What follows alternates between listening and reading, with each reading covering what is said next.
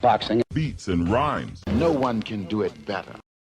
I was on to this Ron Kearney, the referee, way before the controversial ending. Why is the referee even saying anything? Just let them fight, man. What's your problem? Let them fight. The referee should stay out of it. The referee really should stay out of the fight. You need to stay out of it, man. Let them fight. Like, they're not clinching. You don't need to be there. Why are you stopping the action? Get out. Listen, throw this referee out, man. Throw him out. Throw him out, bro. Throw the referee out. You're spoiling the fight. They're not tying up. Let them fight. If they throw punches when they're breaking out the clinches, stay out of it. What's the matter with you? Jumping in every second. Now for the controversy. Now for the controversy. As you can see, the referee called break twice. Called it twice. Not once, twice, and slapped Jamie's arm down on the second time he called break, and Jamie switched off, and Dave swung a left hook in, gave Dave Adeleye a free punch, yeah? You can't give Dave 3 punches. I'm sure what it was that he was... Jamie relaxes. David Adeleye illegally throws a left hook on the break. Jamie hits the canvas. The referee picks up the count. Hold on, didn't you just say break? Jamie did well to get up and continue. Adeleye follows up, another knockdown, fight's over. Jamie couldn't recover. Finished on his feet though. Then we come to the British Boxing Board of Control, fining boxers for 100k in riches. Some mark-ass bitches. There was no one there to correct an obvious mistake. There must have been media ringside, trusted media, who could have informed the British Boxing Board of Control, Frank Warren, or anyone important enough on what needs to be done. But everything was just ignored. So it's either he's corrupt, the referee, or he's extremely incompetent. Which one? This is 2025. Frank Warren's talking about, oh, I'll have to watch it again. Like you have to go all the way back to flipping Hertfordshire to see a replay. You can watch that on your phone. And there's monitors all about the place where Frank Warren could have seen what was happening and heard what was happening for a set of headphones. There must have been trusted sources telling Frank, the referee did call break, Frank. Frank talking about, oh, I need to go and tuck up with my flipping slippers and a hot chocolate and watch it again. Stop it, Frank. After I jumped at the referee, and I said to the referee, you called break twice. Do you know what he turned around and said to me? No, I didn't. And that made me crazy because I heard him. But not once, twice, and slapped Jamie's arm down. If I say break, the referee denied it to me. Then after, he come up to me and said to me, yeah, I did call break. I thought, what the f***? I went, well, why are you disqualified? And he turned his back and ran away from me. Jamie, your liability is protect yourself at all times. But David should have even been disqualified, or Jamie should have got 5 minutes to recover, and maybe he could have continued and built on that points lead he was amassing, and he could be British champion today. But we could do woulda, coulda, shoulda all day. It's done. Let's see what the British Boxing Board of Control do. The evidence is there. The referee snitched on himself. The British Boxing Board of Control couldn't use that 100k to get a flipping monitor and do their job. What are they being paid for? Absolutely nothing. It's even worse the fact that Jamie was winning the fight. You know? Yeah, he's cruising. When Jamie was about to step on it, it was cruising. That was the game plan. And he was about to step on it and finish the fight. And it was getting easier for him. Good jab from Jamie. David, like, his jab is more or less just perfunctory. He's not really trying to build a rhythm with his jab. Jamie double jab, steps in with it. Adeleye steps back. But even though they didn't land, he's letting Jamie set the rhythm. Good jab again. He bounces out. Good jab again from Jamie. You can see they sparred before because Adelaye's got a lot of respect for him. He's got a lot of respect. Adeleye not attacked the body once. I mean, by this stage, Jamie can see that he's being set up for the left hand and he's seeing it. Adeleye threw the uppercut. Where's that? You need to throw other punches. If you're not going to establish the jab, you need to throw a variety of different power punches. And he's not doing that. That's his big issue here. Oh, good shots from Jamie. In the clinch. David didn't know what to do. He didn't know what to do. He didn't get hurt. But they're scoring shots. An intriguing fight. They both clash like a pair of stags in the center of the ring. 25 seconds in round 5. Referee, you just need to let them work. I don't know why you want to be seen so much. Nice little uppercut to the stomach from TKV. Okay, like, Adeleye blind pretty hard, man. He's tried to throw some power punches and get JEAMIE out of there. It didn't quite work. It's very messy. JEAMIE's tired as well. JEAMIE feeling the pace. Very interesting. Susan M, 4-0 TKV. Guzzy, David is getting frustrated. Yes. Dark reality. Referee has made this into an actual fight rather than a hunt fest. I don't know about that. I don't think he's done a good job. Anthony Mackin hasn't given Adeleye a single round so far. Nice, not looking too good. David Adeleye, he's got a bit of pop in that left hand, there's no doubt about that. JEAMIE, TKV, was outboxing him until the controversial finish.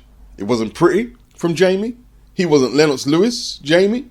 But he was outboxing him. He was moving and boxing. And he was up after 5 rounds, in my opinion.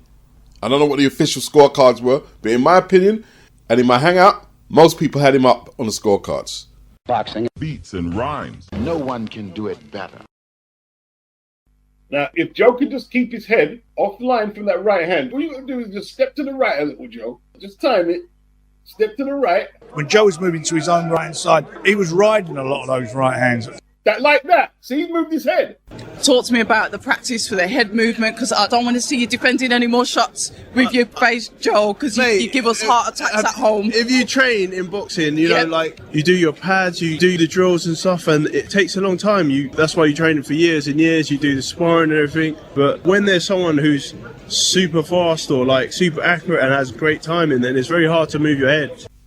Hrgovic has got a very good straight right hand, right cross, a very good 1-2. In terms of natural talent, his timing and range control, just a little bit better than Joe's. Hrgovic's conditioning, not impressive to me. He's not a massive hitter. I don't think he's got the killer instinct to go further than a certain level in terms of being a top 10 heavyweight or a champion. And Joe, I don't think Joe's head movement is losing in fights. I think Joe's tactical awareness has been impaired, and maybe the CTE discussion can be explored, why he doesn't have that tactical awareness. Here's the thing, Joe has never been a defensive genius. A lot of fighters are not very defensively adept, but they have tactical awareness.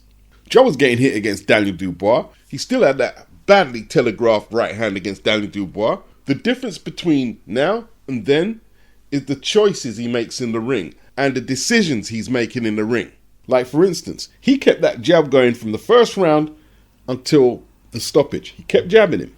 And he didn't just wade in with that undeveloped right hand because he knows it will get him countered. And when he did throw it against Daniel, he got countered because it's a horrible right hand. It's so telegraphed. But now I see Joe throwing lead power shots to the body when he should be just jabbing, because when he's doing stuff like that, he's leaving himself squared up to get hit with counters. It's frightening when Joe attacks sometimes because you know he's going to get hit. Head movement, listen, he's 18 stone. It's not an option for a lot of fighters, you know. Even non-heavyweights, head movement is not really an option. And look, the discussion has a baseline. If you don't move your head, post-career, it could catch up to you in a horrible way. I'm not denying that. Some head movement is always good. But there's some fighters who don't have no head movement. Hall of Famers. But if we're talking about world championship boxing, how many fights do you think can maintain their head movement from the first round into the 10th, 11th, 12th championship rounds? Not many. It's an elite level of fighter who can do that. There's fighters, heavyweight fighters with good head movement. Jimmy Young was one. Mike Tyson, Floyd Patterson, Muhammad Ali. But you can succeed to a certain degree without great head movement. Did George Foreman have great head movement? No. Joe Louis? No. They had very good jabs though. And tactically, they could more than hold their own. And I don't know if it's a CTE discussion where Joe has lost his tactical awareness. Are we talking the Zhang fights? Has eroded his confidence? Because he's in no man's land now. Joe wasn't just winning fights because he was a juggernaut. That's something the media come up with and some of the fans came up with. But he wasn't winning fights just because of that. There was a degree of tactical awareness there. There's key areas where someone like Joe has to be strong. He has to be aware of what he's not good at. So that means that right hand that you're waving about like a nutter before you throw it, telegraphed as anything, be careful how you throw it. and when you throw it. Yesterday, he started with that head movement, but he couldn't keep it going. Then he started coming in square on and getting banged up. He abandoned the jab a little too early, where several people acknowledged he'd done pretty well when he was backing up Hrgovic with the jab, but that was abandoned. Abandoned the jab, so now he's trying to walk in the door without ringing the bell, and he's got to pay for entry now. Not a very good metaphor, but it is what it is. There's loads of fighters who don't have the complete toolbox. Loads. Most fighters don't have a complete toolbox. But once you know your weaknesses, your strengths, tactics and strategies, then you can excel. You can excel. To what level is another discussion, but you can excel. I don't want to get into the whole Beats thinks he's a psychologist thing, but the mind here is key, it's critical. Steve Collins once quoted, "Any fight can be won with the right game plan." And he quoted that saying he's beat fighters who were faster than him and punch harder than him. And he's beat them. With game plan. The mindset going into the fight is key. And that's where Joe's coming up short. Who are them people in Joe's corner training him? Joe is now going in the ring, just throwing punches, hoping that will be enough. And it's not going to be enough at this level. When Derek was languishing on the ropes last year and Joe just walked straight into the counters and Derek just mugged him off. And he'd done the same against Hrgovic. He didn't learn from that. Just giving up free shots that he needn't have given up. I knew the Chisora fight was going to be competitive. When everyone was writing it off, I knew it would be competitive. Joe don't need to be able to slip a whole load of shots. It's not who he is. But if Joe is incapable of walking people onto counters, and it's always him walking onto the counters, he's not going to win fights, especially against guys who are accurate like Hrgovic. And Derek is quite accurate too. Joe's basically bringing the food right to them. They're not having to look for Joe. He's never hidden. That's his issue. Hrgovic just waited for Joe to wade in, squared up, telegraphing that right hand, countered. Didn't make Hrgovic work for his openings. And when I say didn't make him work for his openings, I'm not saying he needed to be slipping a whole load of shots, which would be good. I'm saying stay behind your jab. Move. I've seen Joe jab and move. Do more of that. Straighten out your right hand. Don't hook it as much. Throw 1-2. But, I'm not with all the he needs to retire headlines. I'm not with that. If he can pass his medicals, let the man fight until he gets it out of his system. Post-fight interview with Adeleye, it was sad. I really felt sad for him. Genuinely felt sad for him. Joe, I'm going to have to ask you the tough question, Joe. It's 4 defeats in your last 5. You take on all the tough challenges. We know you've been doing that since you turned pro. Are you still wanting to continue? Do you still feel that there's a lot more that you can offer the fight game? Yeah, are you not entertained? And while the fight was mildly entertaining, and winning is not the be-all and end-all, we're talking about a man who a couple of years back was the leading heavyweight contender. The juggernaut. But now it's 4 wins out of his last 5. And to be honest, there wasn't much in the fight. There wasn't much in it. Joe lost his way in the mid to late rounds. That's where he really lost his way. Because he had my guy's face busted up. Cut on both eyes. They really dealt with the cuts well. Abel Sanchez and whoever else was in his corner. And Hrgovic, without looking spectacular, managed to beat Joe. Who are the guys training Joe? I don't know these guys. Maybe Salas, tactically, could have been the better option for Joe. Hrgovic had Abel Sanchez, who used to train Joe for a couple of fights, I'm sure. Hrgovic needs to work in his conditioning. Looks like Frank Warren's got some options on Hrgovic, because Hrgovic was talking to Frank for his next fight. And Frank has got a lot of good heavyweights in the stable, and he's going to make some good cards with that stable. In saying that, there's still fights out there for Joe. Moses Atoma, that'd be a good fight for Moses. Boxing. Beats and rhymes. No one can do it better. Together well. He's got those together well.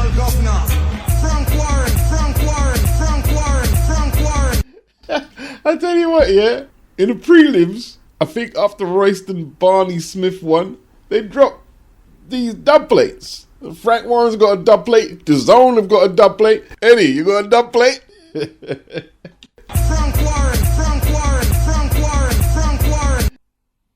Jack Rafferty is now 26-0, 17 inside the distance. He was on the undercard. He took out the 14-0 CORY REGAN, who resides in Leeds, United Kingdom. CORY was out boxing Jack for the first 2 rounds. And then, although a little different from TKV versus Adeleye, protect yourself at all times came into play. There was an exchange where they were both coming out of a clinch, and it looked like Corey was looking for the referee to regulate the action. Well, Jack Rafferty doesn't play, and he came with that right hand and floored Corey. Corey had his hands down and paid. Corey was lucky to get out of the third on his feet, but he was in bad shape. And then fourth, it went all downhill. There was a right hand which floored Regan, but it wasn't called in the fourth. In the fifth, Jack Rafferty, pressure, body shots, high guard, was nearly doubling Regan in half with them body shots. Regan showed a lot of boxing skills in the first 2 rounds, a skilled southpaw. Can he come back from that? Perhaps he can. Hard lesson to learn, but a good lesson, because he was boxing well. But Jack Rafferty is kind of just crept up, on me at least. How's he amassed 26 wins, no losses, and I haven't really heard more of him? He's British Commonwealth and WBC International Silver Super Lightweight Champion. I see no reason why he can't get in the mix with the likes of Dalton Smith, Adam Azim, Pierce O'Leary. Lots of good domestic fights at 140. Lots. I don't know if Jack Carroll will fancy it, or if he thinks he's past that level. Good television fighter. Very physically strong, and he can hit. Looks like he can be outboxed. But don't underestimate the toughness, the physical strength and the power. Delicious Orie won gold medals, Commonwealth and European Games. He made his debut on the undercard. Age 27, same age that Daniel Dubois is right now. Dubois turned pro at 19. At the time, and looking at where Daniel's career was going, let's say 2020, when he was stopped by Joyce, there was an argument that he turned pro too early. Could have perhaps stayed amateur and waited for that Olympic cycle to come around and then turn pro. Delicious Orie turning pro at 27, he's got to get busy. Being a heavyweight prospect in the UK, there's a lot of pressure right now. We do vastly better than America in the heavyweight division right now. Even the guy in the headlining act, who they said was in decline, he turned pro at the age of 31. He fought Ian Lewison on his debut. He's got Dubois and Joseph Parker on his resume. There was a time that the so-called experts were having serious discussions whether he could beat the likes of Tyson Fury and Alexander Usyk, and they were serious discussions. But when you turn pro in the UK, they're judging you by world championship standards right now. When Frank Bruno turned pro, they weren't judging him by world champion standards. He turned pro in 1980. 83 years before Bruno debuted as a pro was when we had our last British world heavyweight champion, Bob Fitzsimmons. He didn't have that type of pressure. But now, Delicious Orie turns pro. Well, is he as good as Tyson Fury, Daniel Dubois, Anthony Joshua, Lennox Lewis? Frank Bruno eventually won a title. Is he as good as Frank? And then, even beyond judging you by the standards of the champions, is he as good as a prospect as Moses Atoma? Can he become a fringe contender like Fabio Wardley, with barely no amateur background, Fabio? So there's a lot of expectation. Delicious looks up to Anthony Joshua, really looks up to him. Like when he was talking, I say, wow, okay, I heard he looked up to Joshua, but my gosh, he really looks up to him. And that could be the Nigerian connection. I believe he's got a Nigerian father and a Russian mother. He was born in Russia. They're talking about he disappointed in his debut. What do you mean by disappointed? He didn't get a knockout? Is that what disappointed? Going into the ring, his opponent had only been stopped twice in 10 fights. One was against an opponent with a 15-1 record with a high knockout percentage. The other loss was to Matty Harris in a round. Hey, listen, I've heard people talk about Matty, talking about he's crap, he's this and that. Hey, he may never become a champion, but he's not crap. Matty has skills, and Matty can punch hard and has a high knockout percentage. What, just because you're signed to Frank Warren and you have a little accolades at the amateur game and you're coming into the ring with a lot of fanfare, it doesn't mean you're going to get a stoppage. You do realize his opponent, trial horse, gatekeeper, or whatever you want to call him, he might have work in a couple of weeks' time. He can't afford to get stopped. Like Barry Jones said, his opponent wasn't trying to counter. You counter, you get hit, you get cut, you get knocked down, you get knocked out. You get suspended for a month, bang goes that paycheck for that fight in a couple of weeks' time. The life of a journeyman is one a lot of people don't understand. They're not just going in there to get blown over like that. I don't think Delicious did that bad. He didn't do great, but it was nothing to write home about or say he was really bad. We need to see more. He went through the motions a little. I'm not sure if him turning pro right now is more a business decision than he really wants it. To me, he looks like someone who was content to be in the amateurs. But the business people around him are looking at the endorsements and the type of money Anthony Joshua, who he looks up to, has made. So they've turned pro at 27. Delicious is trained by Grant Smith, Dalton Smith's dad. Dalton has often said he doesn't have a father and son relationship with his dad. They have to bypass that for now. And the margins in professional boxing is you could get your son killed in there, being overprotective, trying to pamper him, because his opponents are not going to do that. They're going to try and take his head off. He trains him like he's not his son. And he trains him harder than he trains other fighters. And you could see Grant in there telling Delicious, barking at Delicious, not to show his opponent respect. In the press conference last week, Delicious was weighing up some things in his head. I'm guessing after the altercations between TKV and David Adeleye, if he's going to be that type of fighter. He said he's probably not. He said it himself. He said, I'm too nice. Just one thing I want to show you. Just look at this knockdown again, Mike, because Rocky hits him with the right, and then he hits him one when he's almost down. Now that's very typical of Marciano, I'm afraid. I always thought of him as being a dirty fighter, good fighter, but very dirty. He fought a man of ours called Don Cockle, and he thumbed him, he butted him, he hit him again when he was down like he did with Walcott. So he was a ruthless man inside the ring, and yet when you met him outside, he was the perfect gentleman. Delicious needs to know what he's playing with, and I'm sure he does. It's all right being a nice guy, but inside that ring, you've got to be about your business. You've got to want to hurt people. He looks up to Anthony Joshua, and Joshua didn't do smack talk. He didn't engage in some of the stuff we see Adeleye and others engage in. He never got into that. But Joshua had that exhibitionist streak in him. He wanted to put on a show for the customers. He wanted to knock people out. I never forget Joshua against Kingpin Johnson. The way he came out and established his authority on that fight was frightening. And Delicious needs to know, being nice outside the ring must not translate to inside the ring. I guess people looked at his opponent and said, he doesn't look like he's in top shape. Well, the journeyman's fitness is different from the champion or contender's fitness who are going in there to win. Like Barry Jones said, the opponent weren't trying to counter. When he saw Delicious was about to load up, he took that step back, slipped inside the telegraphed right hands, and fiddled his way through the 4 rounds. I would argue at 27, Delicious could debut doing 6 rounders. I don't think he should do 4 rounders. I don't see the point.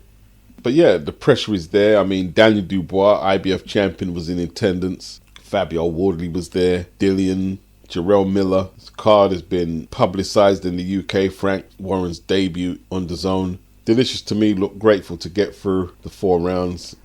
He'll probably want to go back to the gym, work hard on his game and see if he can improve on what he did. It's going to be up to Grant Smith and Delicious to keep everything in context.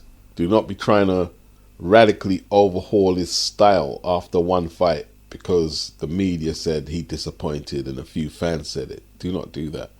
There's a process at hand here, and he has to adhere to that process. You know, they were talking about Daniel made his debut 8 years ago in Manchester, and it ended in a round. And Delicious doesn't punch as hard as Daniel. At least if we're comparing early potential. Doesn't seem to be a big puncher. They've got him planting his feet, wide-legged stance, throwing power shots. And he landed some decent shots. But they have to also make sure they cater to what makes Delicious tick. And let him know, you're not Anthony Joshua. You might look up to Anthony Joshua. It doesn't mean you're worse than Anthony Joshua, but you're not him. You're not Tyson Fury. You're Delicious Orie. What do you do well? What do you need to work on? They need to keep him active, get him back out there ASAP. There needs to be a siege mentality in his team that you don't bring what social media are saying about you. You don't bring that energy into the gym. The coach needs to tell Delicious, Grant Smith, if I say you look like shit, then you need to take notice. But if Boxing Beats and Rhymes says something and you watch the video, pinch your salt. Even if he bigs you up, pinch your salt. That's what you take that with. Yeah, he just needs to be kept busy. You don't need to impress on your debut. He didn't get cut. He didn't get floored. He wasn't under no pressure at any stage of the fight. He didn't lose control of the fight. And it's on to the next one. It's as simple as that. Boxing. Beats and rhymes. No one can do it better.